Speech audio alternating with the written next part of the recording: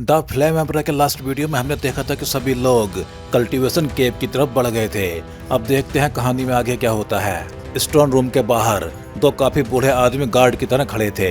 चिंगलाओ, फिर से किसी को कल्टीवेशन केव में ट्रेनिंग के लिए लाए हो? दाईं तरफ खड़े आदमी ने मुस्कुराते हुए कहा। बर्निंग इंसेंस पैवेलियन में चिंगलाओ काफी रेस्पेक्टेड था, चाहे स्ट्रेंथ की बात हो या पर्सनालिटी की, हर कोई उसे पसंद करता था। हाँ, इस बार अर्थ होल और ह्यूमन होल में कुछ रेयर गुड सीडलिंग्स आए हैं, चिंगलाओ ने राहत भरी आवाज में कहा। इन डिसाइपल्स को देख के चिंगलाओ को ऐसा महसूस हो रहा था जैसे वो फिर से अपने यूथ में लौट आया हो। चिंगलाओ प्लीज। दोनों गार्ड्स तुरंत साइड हो गए। तुम दोनों लकी बॉयज अब शायद जाने वाले हो? चिंगलाओ ने पूछा। हाँ, बर्निंग इंसेंस पैवेलियन में हमने पिछले कुछ सालों में बहुत कुछ सीखा है, अब वापस जाने का टाइम आ गया है, दोनों आदमियों ने कहा। लेकिन वो तुरंत नहीं गए। चिंगलाओ इन दोनों का चित्र जानता था। थोड़ी देर फॉर्मेलिटीज के बाद वो सियावियान और बाकी लोगों की तरफ मुड़ गया। अंदर जाओ, अंदर की चीजों में मैं ज्यादा मदद नहीं कर सकता, बाकी सब तुम पे डिपेंड करेगा, चिंगलाओ ने कहा। मास्टर, इस बार कल्टीवेशन केव किस लेवल तक ओपन है? चिनजिन ने एक्साइटेड होकर पूछा। साफ था कि केव कल्टीवेशन उसकी स्ट्रेंथ बढ़ाने का सबसे अच्छा तरीका था। कल्टीवेशन केव में कुल 9 लेवल्स हैं और इस बार सभी 9 लेवल्स पूरी तरह ओपन है। लेकिन याद रखो, अपनी कैपेसिटी के अनुसार ही आगे बढ़ना, वरना नुकसान फायदे से ज्यादा होगा, चिंगलाओ ने गंभीरता से कहा। अगर ऐसा है तो चलो अंदर, पीछे खड़े लोगों में से एक ने उत्साहित होकर कहा। जैसे ही चिंगलाओ की बात खत्म हुई, जू युवान और उसकी टीम तुरंत उठी और स्टोन रूम की तरफ बढ़ गई। सियायुआन, पीछे मत रह जाना, चिनजिन ने सियायुआन से कहा और तुरंत आगे बढ़ गई, जैसे उसे डर हो कि कोई उससे पहले अंदर न पहुंच जाए। ये 369 कल्टीवेशन केव्स आखिर है क्या? सियायुआन भी थोड़ा क्यूरियस हो गया। आखिर चिंगलाओ जैसे लोग भी इस जगह को इतना इम्पोर्टेंट मान रहे थे और जुयुआन जैसा हाफ स्टेप 7 स्टार डोवडी भी इसके लिए इतना एक्साइटेड था, तो यह जगह साधारण नहीं हो सकती थी। 369 कल्टीवेशन केव्स में सिर्फ यूनिक कल्टीवेशन टेक्निक्स नहीं है, बल्कि लीजेंड्स के अनुसार अगर किसी का लक अच्छा हो तो वह बर्निंग इंसेंस पैवेलियन के ओल्ड पैवेलियन मास्टर्स से भी मिल सकता है, लिंगजुआन ने सियावियान और बाकी लोगों को समझाया। अगर ऐसा है तो चलो इस कल्टीवेशन केव हेवन को अच्छे से एक्सप्लोर करते हैं, सियावियान ने कहा। फिर उसने एक बड़ा कदम आगे बढ़ाया और सीधे कल्टीवेशन केव हेवन के अंदर चला गया। उम्मीद है इस बार ये बच्चे हमें निराश नहीं करेंगे, बाहर खड़े चिंगलाओ और बाकी गार्ड्स ने धीरे से कहा। चलो, सियावियान ने अपने पीछे खड़े मोफेंग, मोइंग और ग्रीन फ्रूट से कहा। जहाँ तक सियावियो की बात थी, उसे अंदर जाने की अनुमति नहीं थी। आखिर सियावियो की पहचान एक फायर एल्फ के रूप में काफी स्पेशल थी। सियावियान, हम पहले जा रहे हैं, चिनजिन और बाकी लोगों ने इतना कहा और सीधे स्टोन रूम की ओर बढ़ गए। चलो, ये देखे, सियावियान ने अपने पास खड़े लोगों से धीरे से कहा। जैसे ही ये शब्द खत्म हुए, सभी लोग एक साथ आगे बढ़ गए। साफ था कि सभी लोग इस बार के कल्टीवेशन केव को लेके काफी ज्यादा एक्साइटेड थे। मोफेंग, ग्रीन फ्लूट, एक सेकंड रुको। जैसे ही वो स्टोन रूम के अंदर पहुंचे, सियावियान ने धीरे से दोनों को आवाज दी। मोफेंग और ग्रीन फ्लूट एक पल के लिए चौंक गए और सियावियान की तरफ देखने लगे। ये चीज अपने पास रखो, तुम दोनों के कमिटी पार करने में ये बहुत हेल्प करेगी, सियावियान ने कहा। फिर उसके हाथ में कुछ चमका और बिना किसी हेजिटेशन के उसने वो चीज दोनों की तरफ बढ़ा दी। इतनी बड़ी कृपा के लिए धन्यवाद। मोफेंग ने अपने हाथ में उस मिस्टीरियस ऑब्जेक्ट को महसूस किया जो डैजलिंग पावर छोड़ रहा था। वो तुरंत सियावियान की तरफ ग्रेटिट्यूड भरी नजर से देखने लगा। अब जा सकते हो। ये सब करने के बाद सियावियान आगे बढ़ गया। सियावियान, इतना बड़ा एहसान, अगर फ्यूचर में कभी जरूरत पड़ी तो मेरी ये जिंदगी भी तुम्हारी है। मोफेंग के दिल में अचानक गहरा भाव जाग उठा और वो भी आगे बढ़ गया। ग्रीन फ्लूट की भावना भी इस समय मोफेंग जैसी ही थी। थोड़ी देर बाद चारों लोगों का ध्यान इस स्टोन रूम पे गया। बाहर से देखने पे स्टोन रूम बिल्कुल साधारण लगता था, कोई खास चमक या रहस्य दिखाई नहीं देता था। लेकिन जैसे ही सियावियान अंदर गया, उसे इस कल्टीवेशन केव का रहस्य महसूस होने लगा। क्या कहा जाए, इस समय सियावियान की स्ट्रेंथ लेट स्टेज 6 स्टार डोवडी तक पहुंच चुकी थी और उसकी सोल पावर भी second rank emperor level alchemist के लेवल पर पहुंच गई थी। फिर भी इस स्टोन रूम की गहराई में कुछ ऐसा था जो सियावियान को भी हल्का सा डर महसूस करा रहा था। चारों तरफ की वॉल्स बहुत ग्लूमी है, लगता है यह सिर्फ एक पैसेज है और इस पैसेज का मकसद शायद अंदर की असली चीज को छिपाना है, मोफेंग ने थोड़ी देर सोच के कहा। इन चीजों में मोफेंग को काफी नॉलेज थी क्योंकि वो 5 एलिमेंट्स एंड 8 ट्राइग्राम्स टेक्निक में माहिर था। समय बर्बाद मत करो, चलो आगे बढ़ते हैं। कल्टीवेशन केव इस पैसेज के एग्जिट पे है। तभी बाहर से चिंगलाओ की आवाज आई। चलो, चिंगलाव की आवाज सुनते ही चारों ने एक दूसरे की तरफ देखा। फिर उनकी स्पीड अचानक बढ़ गई और वो एग्जिट की तरफ दौड़ पड़े। बर्निंग इंसेंस पैविलियन यह जगह माउंट हुआ की चोटी पर स्थित थी। माउंट हुआ के टॉप को बर्निंग हेवन टेरिटरी की एक पावरफुल फॉर्मेशन प्रोटेक्ट करती थी और बर्निंग इंसेंस पैविलियन उसी के अंदर गहराई में स्थित था।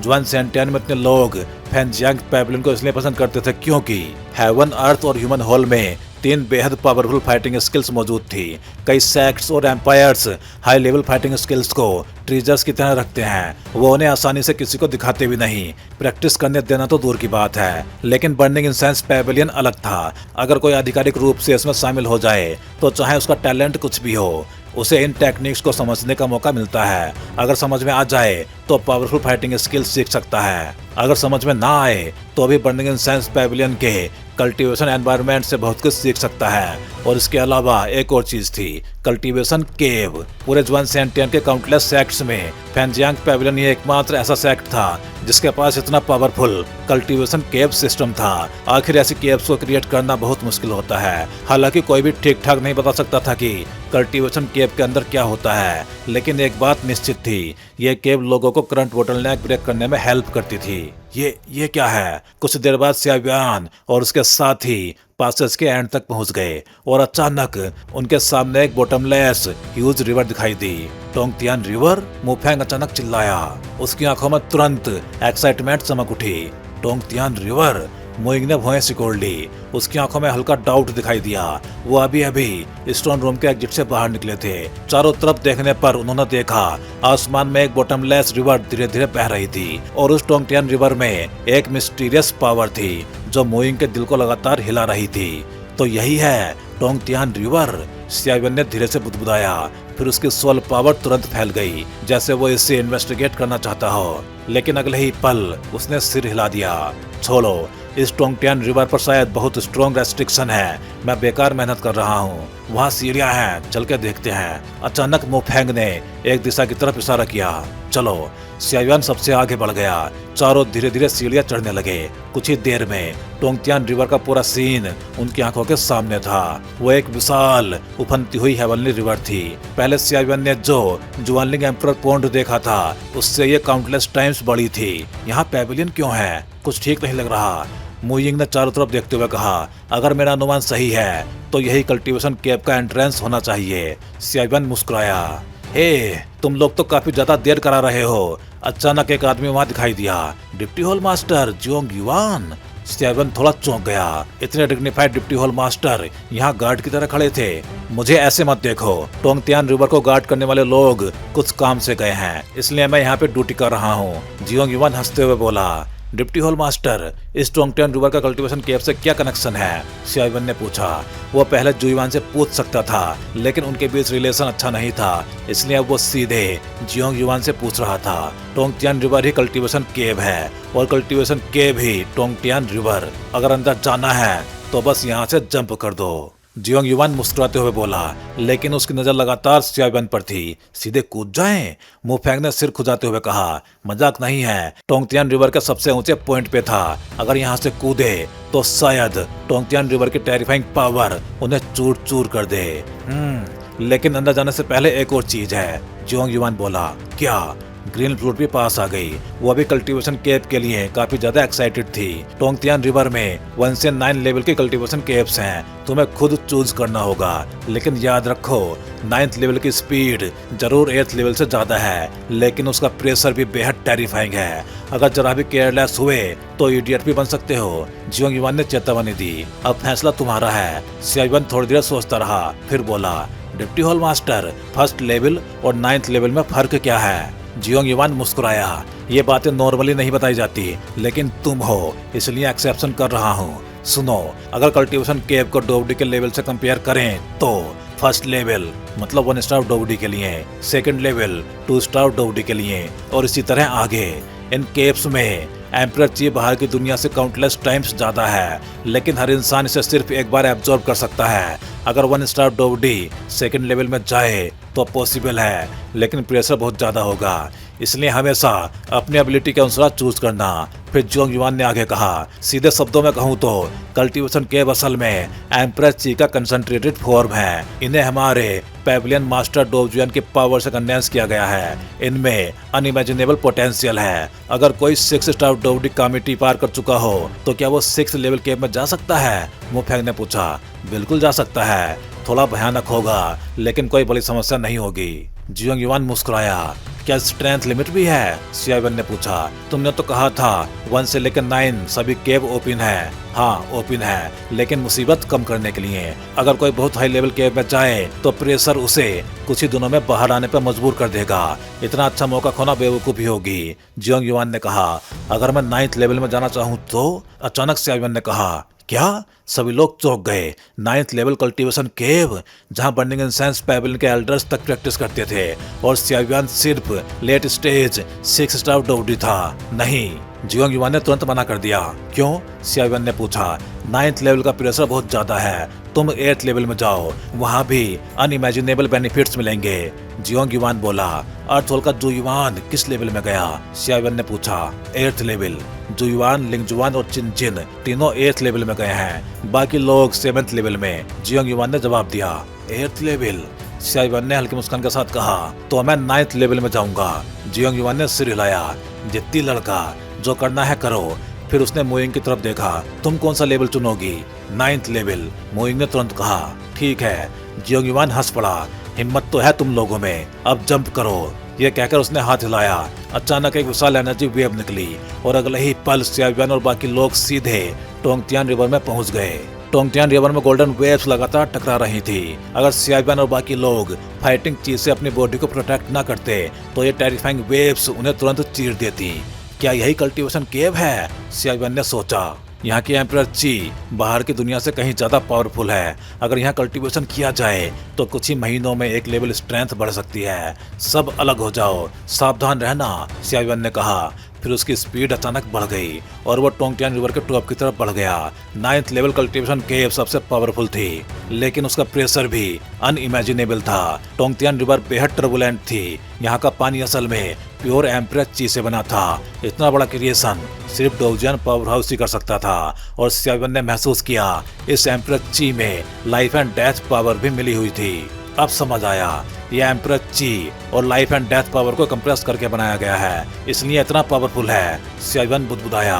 टोंगतियान रिवर उफान मार रही थी, लेकिन सियावन उस प्रेशर को सहते हुए ऊपर बढ़ता जा रहा था। उधर पेविलियन में जियोंग युआन के साथ 2 और बूढ़े आदमी आ गए। ओल्ड जू, तुम सच में अपने डिसाइपल को बहुत मिस करते हो, जियोंग युआन बोला।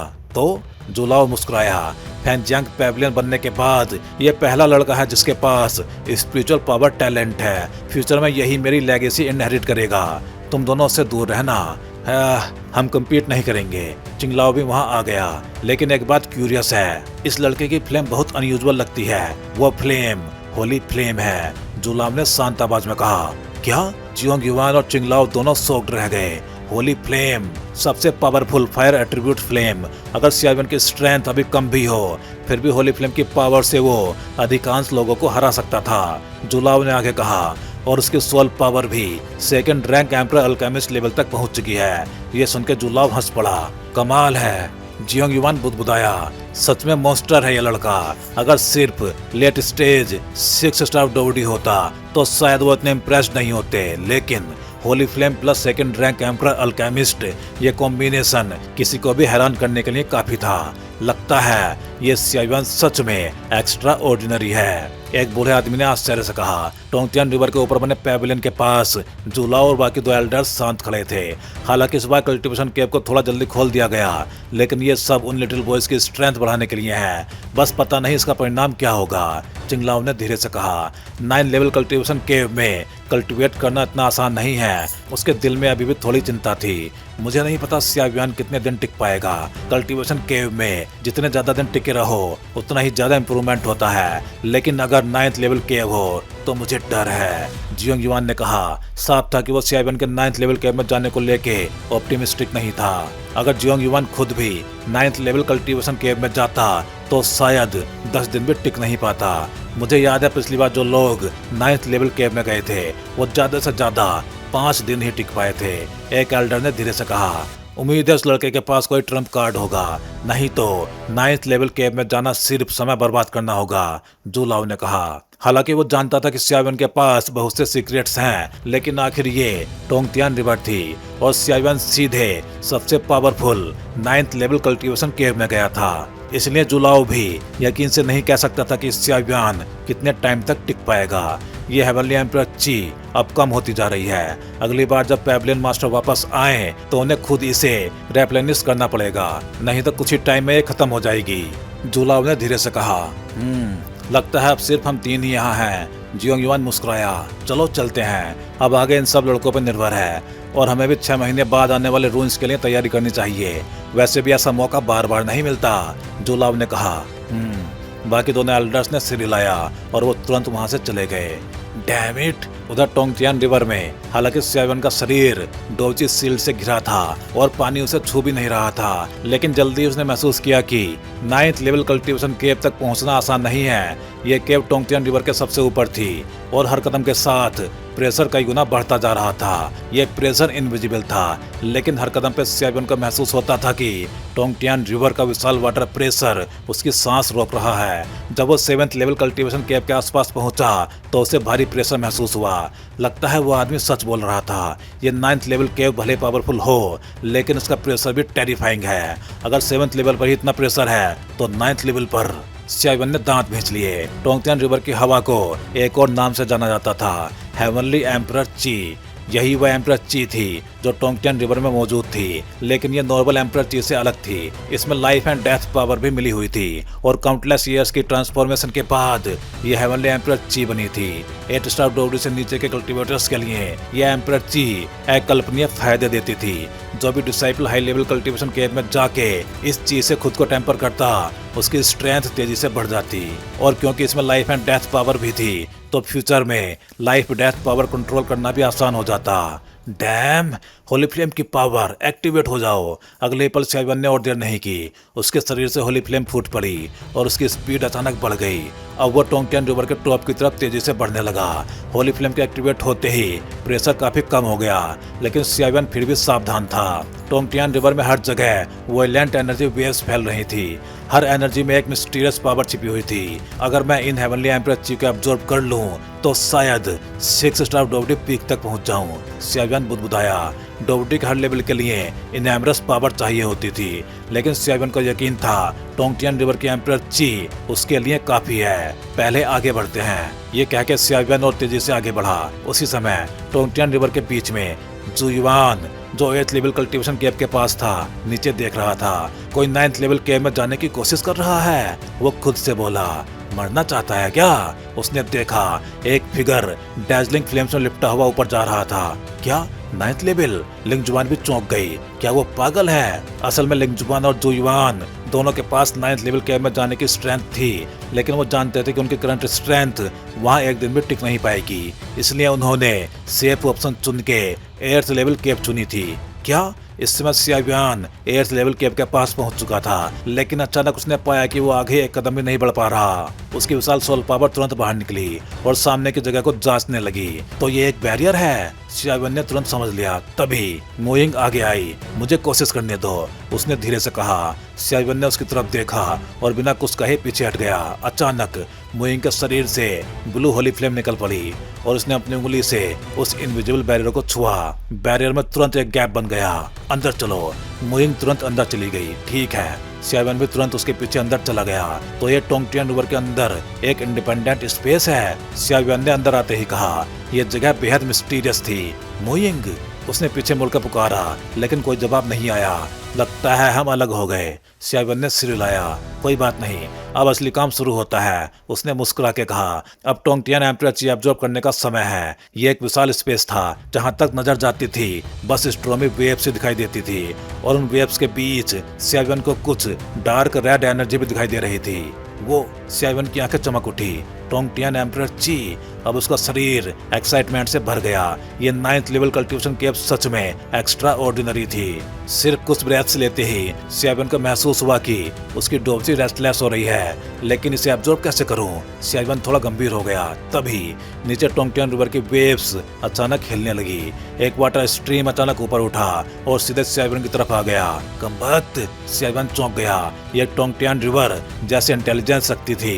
इस अटैक की स्ट्रेंथ कम से कम 6 स्टार डोबडी लेवल की थी, लेकिन सियावन भी पीछे हटने वालों में नहीं था। उसने तुरंत अपना एंशिएंट रूलर निकाला और होली फ्लेम उस पर फैल गई। टोंगटियान रिवर की वाटर स्ट्रीम एक स्नेक हेड बन के उसकी तरफ झपटी।